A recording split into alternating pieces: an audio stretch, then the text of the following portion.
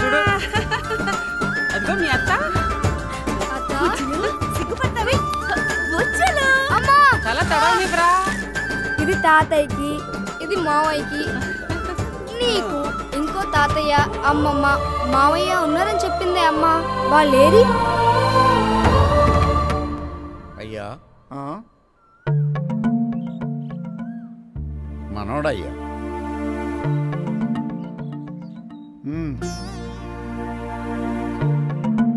కన్నయ్య తాతయ్య. నమస్కారం జీవజల్లు.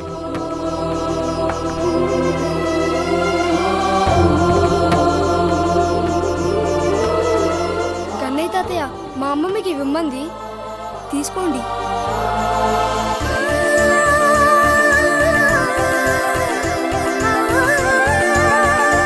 వీడి 10 రోజులు ఇక్కడే ఉంటాడ్రా.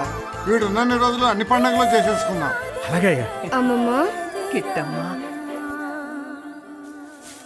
శుభం. నీ రాక ఆ ముసలి వాళ్ళ జీవితాల్లో వెలుగులు తెచ్చింది.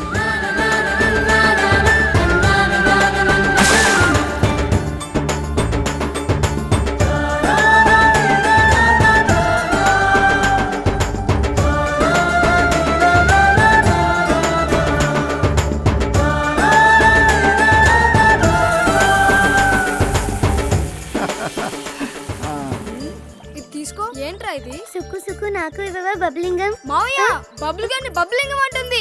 బబ్లింగం బబ్లింగం.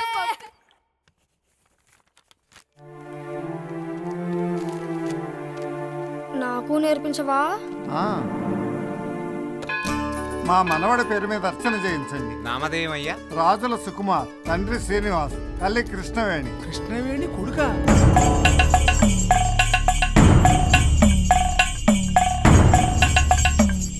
నర్రెడ్డి గారు, ఇదేం బాలేదండి. ఊరు మంచి కూర దత్తత తీసుకున్న పెద్ద మనిషిని పంచాయతీకి ఇచ్చడం మంచిది కాదు. తప్పు చేసిన వాడు చేస్తూనే ఉన్నవాడు ఈయన ఇంకా మన ఊరికి పెద్ద మనిషిగా పనికిరాడు అని చెప్పడానికే మీ అందరినీ ఇక్కడికి పిలిపించారు. ఏం చేశారండి? ఏం చేశారని పంచాయతీకి తీసుకొచ్చారు? ఏం చేశాడా? ఇట్లారా బాబు, నువ్వు ఈ ఊళ్ళో ఎవరింటికి వచ్చా? నువ్వేం భయపడకు నాన్న. మీ తాత ఎవరు?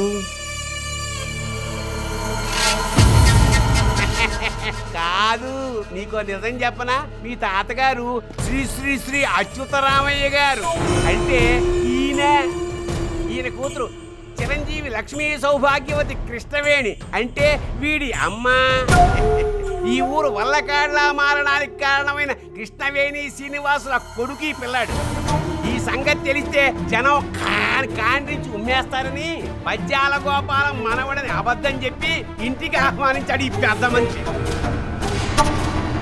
పిల్లాడి గురించి ఊరి జనం ఇబ్బంది పడకూడదని, ఊరి జనం వల్ల పిల్లాడికి ఏ హాని జరగకూడదని ఇలా చేశాను నర్రెడ్డి. ఏం పెద్ద మనిషి అయ్యా నువ్వు? పాపం పసిపిల్లాడికి కూడా అబద్ధం చెప్పావు. ఎరా ఇప్పుడు చెప్పు, ఇలాంటి పెద్ద మనిషికి ఈ ఊరు బాగు చేయండి అని అప్పగించచ్చా? అప్పగించమంటావా?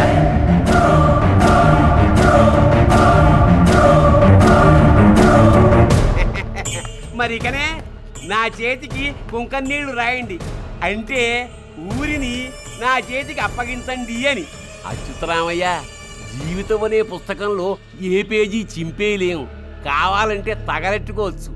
ఇవాళ నీ అవమానం పేజీ. ఈ పేజీకి ముందు మాట నేను 10 ఏళ్ల క్రితమే రాసి పెట్టా. ముగింపే ఇప్పుడు రాస్తున్నా. రాయి